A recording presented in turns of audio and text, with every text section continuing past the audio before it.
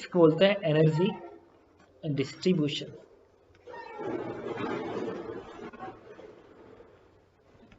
Energy distribution देखो, इसके लिए क्या करते हैं हम लोग, ऐसे बनाते हैं।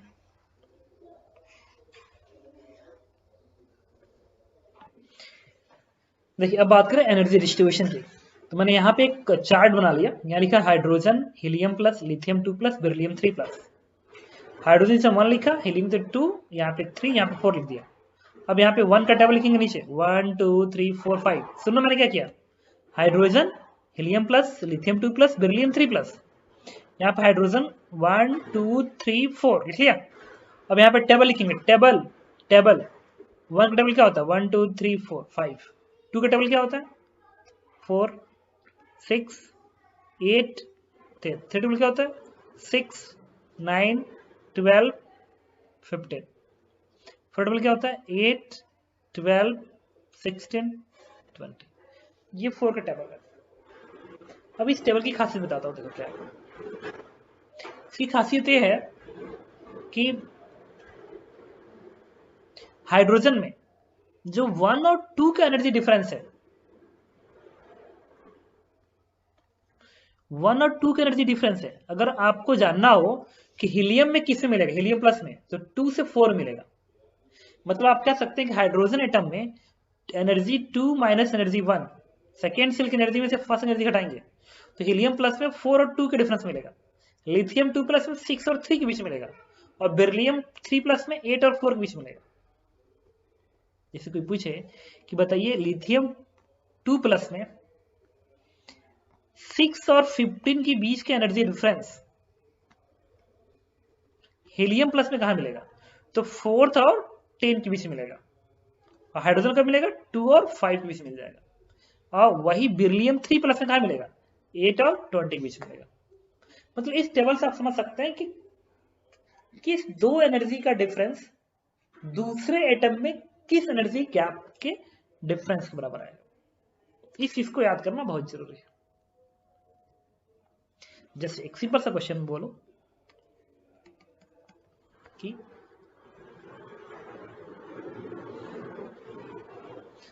व्हेन,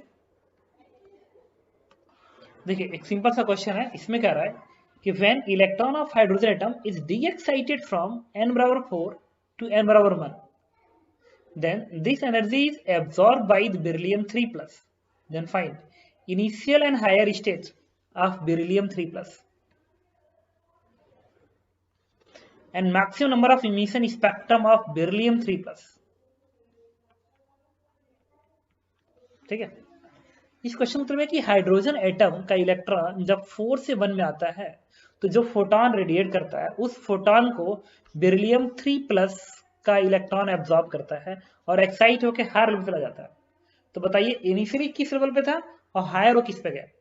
और जब डी एक्साइटेड होगा तो मैक्सिमम कितने number of emission lines produce कर सकता है वो सैंपल। तो देखो किस में जा रहा है, 4 से 1 में जा रहा है, तो ये 4 से 1 में आ रहा है हाइड्रोजन में ना, हाइड्रोजन तो 4 से 1 में जा रहा है। तो यही चीज बेरिलियम में कहा मिलेगा, 16 to 4। तो जब ये 4 से 1 में जाएगा ना तो यहां से जो एनर्जी रिलीज होगी उस एनर्जी को लेके बेरिलियम 4 से कहां पहुंचेगा, 16 में पहुंच जाएगा। इसका मतलब इनिशियल स्टेट कितना था, 4 के बराबर था, और हायर स्टेट क्या था, 16 है। मिल गया आंसर। और maximum number of emission spectral lines कितनी होंगी, 16 है ना, 16 से ग्राउंड में जाना होता है। अब डी एक्साइट होगा तो ग्राउंड तक डी एक्साइट हो जाएगा, तो नंबर ऑफ लाइंस क्या बनेगी, 16c2। हायर लेवल 16 है ना, 16c2, तो इसका आंसर ही हो गया। 62 कितना आएगा, तो 16 इंटू 15 डिवाइड बाई 2,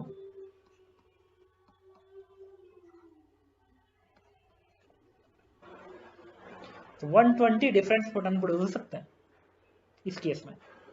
ठीक है, चलिए कुछ और हम लोग एनर्जी की बात कर लेंगे। तो हम लोग एक इंपॉर्टेंट कॉन्सेप्ट पढ़ रहे हैं, एनर्जी कंपैरिजन। ठीक है, तो देखो अगर मैं सिर्फ हाइड्रोजन एटम की बात करूं, सिर्फ हाइड्रोजन एटम की, तो हाइड्रोजन एटम में n बराबर 1 की एनर्जी होती है -13.6, n बराबर 2 की एनर्जी होती है -3.4, n बराबर 3 की एनर्जी होती है, तो अभी अब हम लोग बात करें एनर्जी कंपैरिजन। इसमें देखो हाइड्रोजन एटम की बात कर रहा हूँ।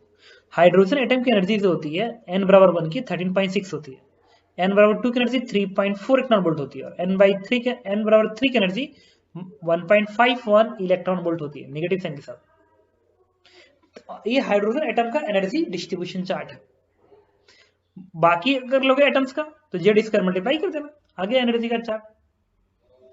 तो हाइड्रोजन एटम की ग्राउंड सेल की एनर्जी होती है -13.6 इलेक्ट्रॉन वोल्ट, n बराबर 2 की एनर्जी होती है -3.4 इलेक्ट्रॉन वोल्ट, n बराबर 3 की एनर्जी होती है -1.51 इलेक्ट्रॉन वोल्ट। अच्छा 2 और 1 का एनर्जी गैप 10.2 इलेक्ट्रॉन वोल्ट होती है, 3 और 2 का एनर्जी गैप 1.89 के बराबर होती है इलेक्ट्रॉन वोल्ट होती है।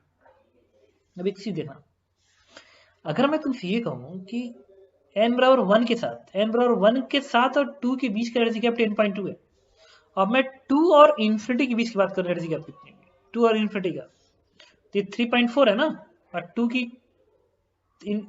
एनर्जी कितनी होती है, इंफिनिटी की 0 होती है, तो इसकी एनर्जी 0 है और 2 की एनर्जी 3.4 है, तो ये गैप क्या हो गया, 3.4 हो गया। अच्छा ये 10.2 कहां से है जानते हो, इस 13.6 में 3.4 घटा दिया, ये 1.89 कहां से आया, इसमें से इसे घटा दिया, ये 3.4 किससे आया, तो इसमें से इन्फिनिटी घटा दिया, ठीक है। तो ये 10.2 क्या है, n बराबर 1 से 2 में जाने के लिए कितनी एनर्जी चाहिए, 1.89 क्या है, तो 2 से 3 में जाने की कितनी एनर्जी चाहिए, और 3.4 क्या है, 2 से इन्फिनिटी में जाने की कितनी चाहिए। तो मुझे एक बात बताओ, n बराबर 1 के साथ अगर कोई पीछे मिनिमम एनर्जी कौन सी होगी, n बराबर 1 के साथ मिनिमम एनर्जी, तो ये 10.2 है, क्योंकि n बराबर 1 के साथ 3 की एनर्जी ज्यादा जाएगी ना, ये एनर्जी किस बराबर आएगी, इन दोनों को जोड़ के आएगी। और n बराबर 1 का मैक्सिमम किस मिलेगी, इन्फिनिटी के साथ मिलेगी, और कितनी मिलेगी, 3.6। तो n बराबर 1 के साथ जो मिनिमम एनर्जी मिल रही है वो 10.2 है ना, 10.2 है, और n बराबर 2 के साथ जो मैक्सिमम एनर्जी मिल रही है, मैक्सिमम एनर्जी गैप 2 के साथ मैक्सिमम एनर्जी गैप वो 3.4 की है, क्योंकि मिनिमम तो 1.89 बनेगी, लेकिन ये जो 10.2 है वो तो 3.4 से ज्यादा है। दूसरा n बराबर 2 की मिनिमम एनर्जी 1.89 है 3 के साथ, और 3 की मैक्सिमम एनर्जी इन्फिनिटी के साथ 1.51 है, तो ये 1.51 तो इससे कम ही है ना।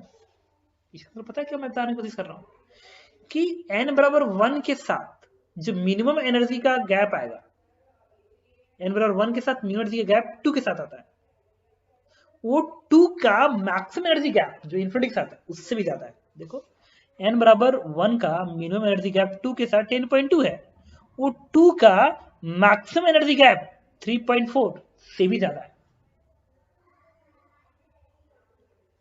तो इस लाइन को भी ध्यान रखेंगे एनर्जी को समझने के लिए, लिखेंगे क्या कि मिनिमम एनर्जी, बहुत इंपॉर्टेंट लाइन है, minimum energy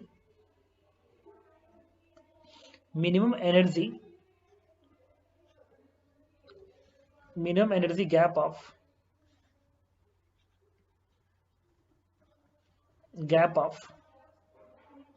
minimum energy gap from n बराबर 1 is more than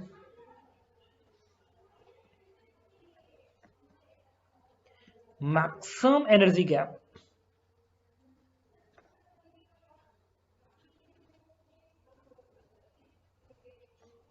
from n बराबर 2। तो ये जो मिनिमम एनर्जी गैप है इसके ब्रैकेट में तुम लिख सकते हो, इसके साथ ब्रैकेट में यहाँ पे n बराबर 1 से n बराबर 2, और ये जो मैक्सिमम एनर्जी गैप है तुम यहाँ क्या लिख सकते हो, n बराबर 2 से infinity.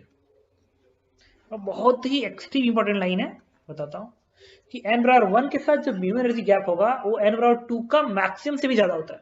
Just similarly minimum energy gap of n बराबर 2 is more than maximum energy gap of n बराबर 3। बड़ा इंपॉर्टेंट लाइन है, एक्सरे जब पढ़ाऊंगा तो उसमें आपको ध्यान रखना होगा कि n बराबर 1 का जो मिनिमम एनर्जी गैप है वो n बराबर 2 के साथ मैक्सिमम एनर्जी गैप से भी ज्यादा है।